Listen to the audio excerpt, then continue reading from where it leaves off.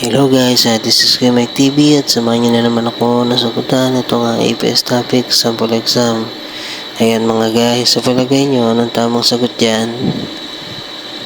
Paki-comment down below na lang sa ating comment section sa lahat ng nakakaalam ng sagot dito. Guys, baka naman pwedeng mag-request sa inyo. Baka pwede naman na paki-share ng aking video.